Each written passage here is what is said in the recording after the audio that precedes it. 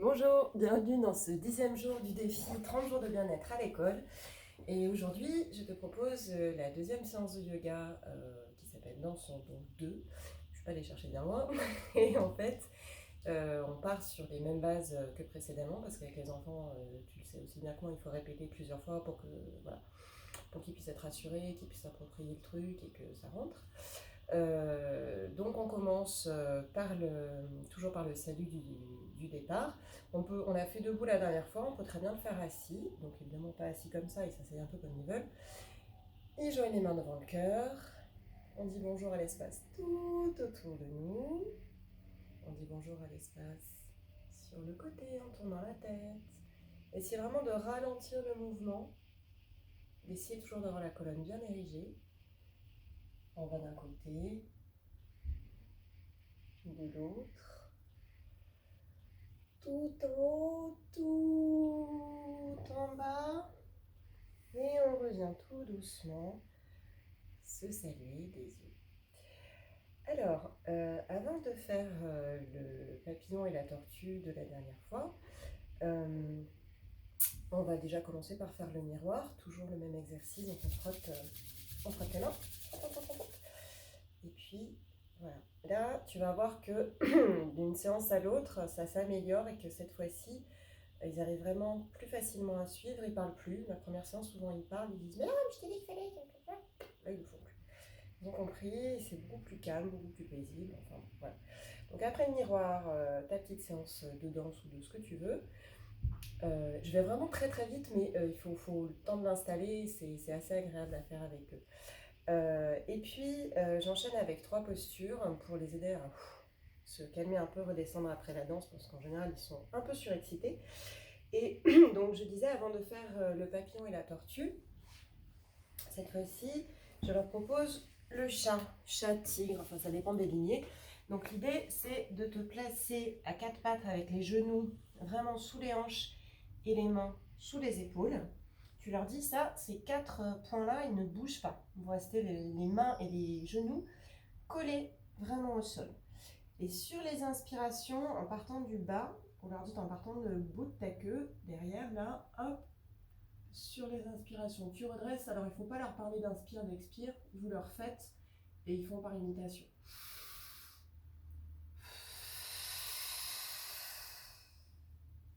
Et sur les expirations, ils appuient très fort sur leurs bras pour faire le dos rond.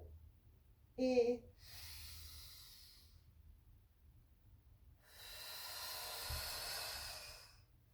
alors encore une fois, normalement, on n'inspire pas par la bouche, mais là pour leur faire comprendre, pour leur faire entendre. Voilà. Après eux, s'ils ne le font pas sur l'inspire et sur l'expire, ça n'a aucune importance. L'idée, c'est vraiment juste qu'ils soient dans le délié du dos et d'essayer de le faire sans à-coups. Pas hop, hop, hop, et sinon ça va leur faire mal au dos, ça ne sert à rien. Vraiment leur apprendre à faire dans le délié comme un chat qui s'étire tranquillement. Ensuite, on peut donc faire le papillon. Donc le papillon, les 2 pieds en avant. On pose les mains sur les coups de pied, on se redresse et en bas des ailes éventuellement, où il y en a qui disent, alors il y en a qui disent ah ça fait mal, donc ils n'hésitent pas à relâcher un petit peu la pression et puis à revenir après. Il ne s'agit jamais de qu'il se fasse mal, hein, surtout pas. Et ensuite, après le papillon, on a la tortue, donc on avance très légèrement les pieds par rapport à ce qu'on vient de faire. On glisse les mains sous les pieds.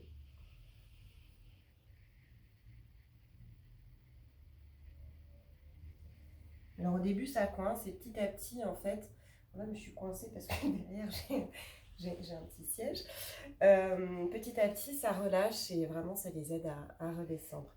Et cette fois-ci ils vont pas se lever quand je vais mettre la main sur leur dos, ils vont juste revenir s'asseoir à côté de leur binôme. Même face à face avec leur binôme, pour la petite relaxation des coccinelles. Alors, vous connaissez tous, enfin du moins les collègues de maternelle, vous connaissez tous la comptine des coccinelles qu'il faut adapter un peu pour enlever le mot Dieu, enfin vous débrouillez, hein, vous trouvez une rime. Donc c'est coccinelle, demoiselle, coccinelle, demoiselle, envole-toi jusqu'aux cieux, petit point rouge, elle bouge, petit point blanc, Elle attend, petit point noir, coccinelle, au revoir. Donc, comment on fait ce petit yoga nidra des coccinelles? Je vous expliquerai ce que c'est un yoga nidra. C'est juste une relaxation express, en gros, qui vraiment aide à se calmer. C'est la petite partie rotation de la conscience adaptée aux enfants de maternelle, donc tout petits. Alors, ils sont deux par deux. Il y en a un qui est la coccinelle à point rouge, donc qui bouge, et la coccinelle à point blanc qui attend. Donc, simplement leur dire, la coccinelle à point rouge s'envole. Donc, hop, la petite main qui s'envole et vient se poser sur la main de la coccinelle qui attend. Et puis elle s'envole à nouveau et elle vient se poser sur l'autre main. Prends le temps. Elle s'envole à nouveau, elle vient se poser sur la tête. Elle s'envole à nouveau, elle vient se poser sur le ventre. Et là, ils ont des fois du mal à accepter de toucher le copain, donc pas forcé.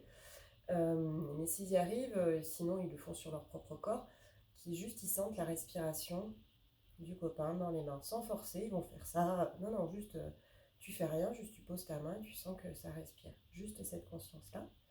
Et puis évidemment, on échange, la coccinelle à point blanc devient point rouge, etc.